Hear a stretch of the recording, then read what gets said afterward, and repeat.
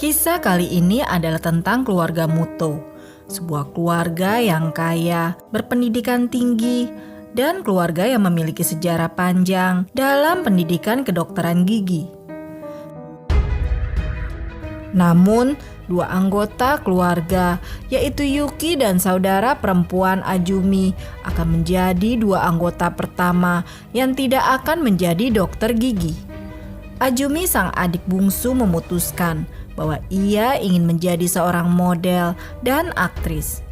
Sementara untuk kakaknya Yuki, kemungkinan juga tidak mau menjadi dokter gigi karena ternyata dia sedang sibuk menyusun rencana untuk mengakhiri hidup Azumi.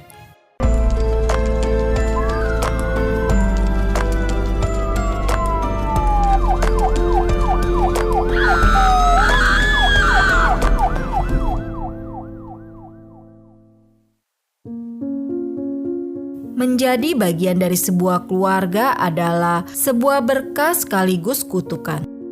Dicintai, diasuh, dan menjadi bagian dari keluarga yang penuh kasih adalah impian semua orang. Namun, terkadang menjadi bagian dari sebuah keluarga bisa jadi sulit. Seorang gadis cantik bernama Azumi lahir pada tanggal 13 Juni 1986 dan merupakan anak bungsu dari 3 bersaudara. Dia punya 2 orang kakak laki-laki dan keluarganya tinggal di Tokyo. Seluruh anggota keluarga besar Azumi dipenuhi dengan para dokter-dokter gigi yang sukses. Kakek Azumi telah memulai sebuah klinik gigi di Shibuya, Tokyo pada tahun 50-an dan orang tuanya berharap ketiga anak mereka juga akan menjadi dokter gigi dan bergabung dengan bisnis keluarga. Selain profesi dokter gigi, orang tua Azumi juga memiliki banyak properti, real estate, dan baik Azumi maupun saudara laki-lakinya adalah direktur di perusahaan real estate keluarga. Keluarga ini jelas kaya raya dan masa depan ketiga anaknya dijamin makmur. Sampai Azumi dan Yuki mengalami masalah. Azumi sebenarnya masih bersekolah dan belajar. Namun karena Azumi memiliki kecantikan dan kepribadian yang baik, ia juga bisa bekerja sebagai model dan aktris sebagai sampingan. Tetapi ada tekanan dan dorongan dari keluarganya untuk mencoba membuat Azumi tetap bertahan dengan bisnis dokter gigi keluarganya. Hal ini membuat Azumi tertekan sehingga ia benar-benar meninggalkan rumah selama beberapa bulan pada akhir tahun 2004 ketika dia berusia 18 tahun. Pada saat inilah dia memutuskan untuk mulai membuat nama panggung dan fokus pada karir model dan aktingnya. Dia bahkan berperan dalam sebuah film berbudget kecil berjudul Cream Lemon yang didasarkan pada sebuah anime. Namun ia kembali ke rumah dan memutuskan untuk melanjutkan sekolah dan menjadi model sambil tinggal di rumah. Dia juga sering mengalami masalah dengan saudara tengahnya, yaitu Yuki. Meskipun Azumi adalah anak yang cerdas, pintar, dan optimis, tapi kakaknya Yuki berbeda. Yuki yang merupakan anak tengah, hanya 1 tahun lebih tua dari Azumi, sangat tertarik untuk menjadi dokter gigi seperti kakaknya, orang tuanya, dan kakek neneknya. Dia mengatakan bahwa dia ingin menjadi bagian dari upaya konservasi lingkungan dengan menggunakan penghasilannya sebagai dokter gigi untuk membeli gurun pasir dan menanam rumput untuk membuat oasis. Ia pernah bersekolah di sekolah kedokteran gigi, namun selalu gagal dalam ujian masuk yang diperlukan untuk menjadi dokter gigi. Dia mengikuti ujian 3 kali dan selalu gagal. Dia merasakan tekanan untuk lulus dan mencoba mengikuti ujian untuk keempat kalinya. Sayangnya, Yuki tidak pernah sempat mengikuti ujian yang keempat. Tidak seperti kakak dan adiknya Yuki tidak bisa mencapai kesuksesan seperti yang diraih oleh saudara-saudaranya. Dia selalu terlihat pendiam, aneh, dan penyendiri. Pada tanggal 30 Desember 2006, Yuki dan Azumi berada di rumah sendirian. Orang tua dan saudara laki-lakinya sedang mengunjungi keluarga di Fukushima selama libur Natal dan Tahun Baru. Sekitar pukul 3 sore pada hari itu, Azumi berbicara dengan Yuki tentang kegagalannya yang terus-menerus dalam ujian masuk kedokteran gigi. Yuki mengatakan bahwa dia lelah dan marah karena terus-menerus diingatkan akan kekurangannya. Jadi dia mengambil pedang kayu yang biasa digunakan di Jepang untuk olahraga kendo dan menghantamkannya ke kelapa Azumi berulang kali. Wajahnya bengkak dan terluka, tetapi dia masih hidup dan melawan. Sambil melawan, Azumi terus mencaci maki Yuki dan mengatakan bahwa ia tidak memiliki mimpi atau tujuan hidup yang nyata karena ia hanya mengikuti apa yang diinginkan oleh orang tuanya. Kemarahan Yuki memuncak, lalu dia mengambil handuk dan mulai menyakiti Azumi. Yuki terus menyakiti Azumi sambil menghitung sampai 180 detik. Setelah 180 detik, Azumi masih bernapas. Jadi dia membawanya ke kamar mandi, memasukkannya ke dalam bak mandi, dan menahan kepalanya di bawah air sampai dia tenggelam. Lalu dia kemudian menyeka noda merah yang muncul akibat perkelahian mereka. Dia kemudian memutuskan untuk memisahkan tubuh adiknya di kamar mandi. Lalu dia memisahkan bagian-bagiannya, memasukkannya ke dalam 4 kantong sampah dan menyembunyikannya di sekitar kamarnya. Dia juga memisahkan bagian-bagian yang menunjukkan Azumi itu seorang perempuan dan membuangnya ke tempat sampah. Yuki kemudian mencuri salah satu celana dalam Azumi dan meninggalkan rumah untuk pergi ke kampus belajarnya.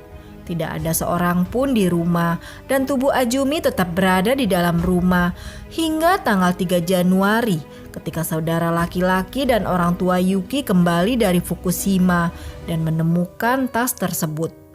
Keluarga menduga bahwa Yuki terlibat dan menelepon polisi. Keesokan harinya, polisi menangkap Yuki ketika dia kembali ke rumah dari kampus. Setelah berita pembunuhan tersebut dirilis, banyak tabloid mulai melaporkan bahwa Yuki adalah seorang nekrofil dan kanibal yang memperkaos dan memakan bagian tubuh saudara perempuannya.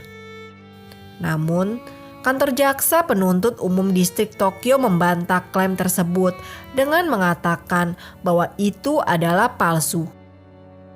Karena Yuki langsung mengaku dan menjelaskan rincian kejahatannya, tidak ada keraguan bahwa dia bersalah. Namun, tim pembela Yuki berusaha membuktikan bahwa Yuki tidak mampu secara mental untuk bertanggung jawab atas kejahatan tersebut. Psikiater yang memeriksa Yuki mengatakan bahwa kondisi mentalnya pada saat adiknya meninggal tidak stabil. Namun jaksa penuntut merasa bahwa kebencian antara Azumi dan Yuki perlahan-lahan terbangun hingga akhirnya Yuki memutuskan untuk mengakhiri adiknya. Yuki mengungkapkan bahwa ia membenci adiknya karena ia tidak hanya jahat kepadanya, tetapi juga memiliki sikap yang buruk terhadap orang tuanya. Meskipun kakak beradik ini tidak akur, ayah mereka mengatakan kepada pengadilan bahwa dia tidak berpikir hubungan mereka seburuk itu dan mengakui seharusnya saya tahu sebelum hal itu terjadi. Seorang teman Azumi yang diwawancarai mengenang kalau Azumi pernah berkata kepada temannya bahwa Azumi tidak pernah berbicara kepada Yuki karena dia menyeramkan. Azumi juga tidak tahu apa yang kakaknya pikirkan dan itu membuat Azumi merasa takut.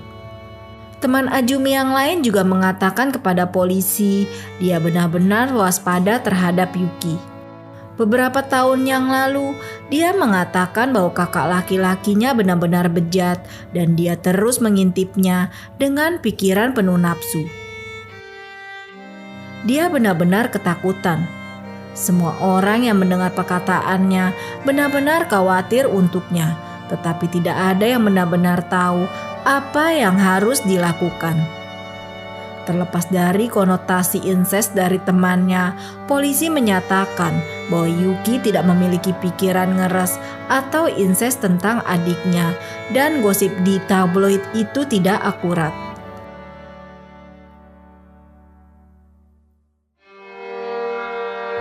Namun terlepas dari penyangkalan polisi, Profesor Psikologi Universitas Teju Kayama Gakuin, Makoto Oda, memiliki pendapat yang berbeda saat membicarakan hubungan antara Azumi dan kakaknya Yuki. Dia dan saudara perempuannya sangat dekat dalam hal usia dan tidak mungkin mereka tidak memiliki perasaan seksual di antara mereka. Pasti ada elemen-elemen yang dibutuhkan untuk incest di sana. Biasanya perasaan ini sangat ditekan, tetapi perempuanlah yang umumnya lebih merasakannya daripada laki-laki. Saya pikir gadis itu pasti menyadari ada sesuatu yang terjadi. Apakah ada sesuatu yang bersifat seksual yang terjadi atau tidak diketahui. Tetapi yang diketahui adalah bahwa Azumi merasa tidak nyaman dengan kakaknya dan beberapa hari sebelum dia meninggal, dia mengatakan kepada teman-temannya bahwa dia khawatir dengan kondisi mentalnya. Yuki didakwa atas tuduhan mengakhiri saudara perempuannya dan menodai jasadnya. Pada bulan Mei 2008, Pengadilan Distrik Tokyo telah memutuskan bahwa ia bersalah atas pembunuhan tersebut dan menjatuhkan hukuman 7 tahun penjara. Dia dibebaskan dari tuduhan mutilasi tubuh adiknya dengan alasan bahwa dia memiliki tanggung jawab mental yang berkurang. Pengadilan Tinggi Tokyo menolak alasan tersebut dengan Hakim Fumihiro Abe mengatakan pernyataan tertulis oleh Yuki yang diserahkan kepada polisi memberikan penjelasan yang terorganisir secara kronologis dan terperinci tentang kejadian yang mengarah pada insiden dan kejahatan tersebut, yang menunjukkan bahwa ia memiliki ingatan yang jelas tentang kejadian tersebut. Pengadilan Tinggi Tokyo malah menambah hukuman 7 tahun menjadi 12 tahun penjara. Terlepas dari 7 tahun atau 12 tahun, Azumi kehilangan nyawa dan sebuah keluarga hancur karena tindakan Yuki. Apakah tekanan keluarga terlalu berat untuk dihadapi oleh Yuki atau seperti yang dia katakan bahwa peremehan oleh adiknya Azumi adalah penyebabnya? Kita tidak akan pernah tahu. Sayangnya, 2 dari 3 anak keluarga Muto tidak akan pernah meneruskan bisnis keluarga, dan 1 anak yang merupakan bintang yang sedang naik daun tidak akan pernah memiliki kesempatan untuk melakukan apapun.